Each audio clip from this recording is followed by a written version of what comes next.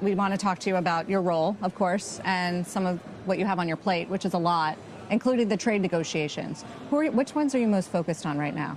Well, we're going to sort out India.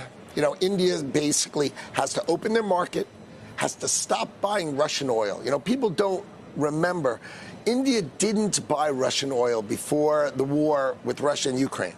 They had 1% of their oil was from Russia.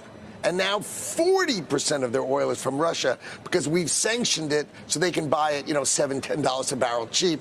So they're buying it, refining it, and then selling it to the rest of the world and making a bundle. So the president called nonsense on that and said, you got to stop that stuff. So I think India will sort it out once they stop buying Russian oil. We've got a big deal coming with Taiwan. We'll probably get a deal done with Switzerland. You know, Switzerland will sort its way out over time.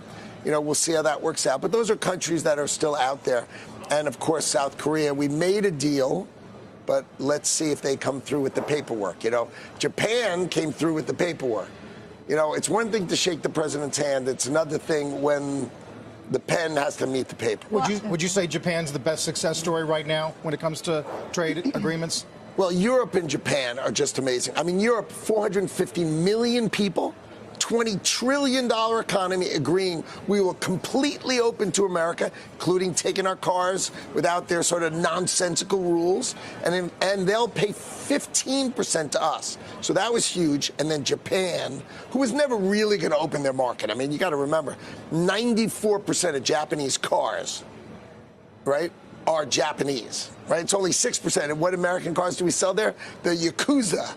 You know, the gangsters drive Chevys. You know what I mean? So it's culturally not there. So they gave us $550 billion to invest for the benefit of America. Build the Alaska pipeline. Build nuclear power plants. Make your grid better. Do generic antibiotics in America.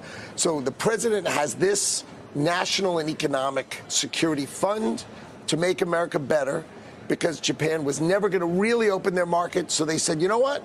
We'll buy down our tariff. So this is the power of giving the tariff and the economic policy to a businessman in the Oval Office who understands we can make America better. We can make America stronger.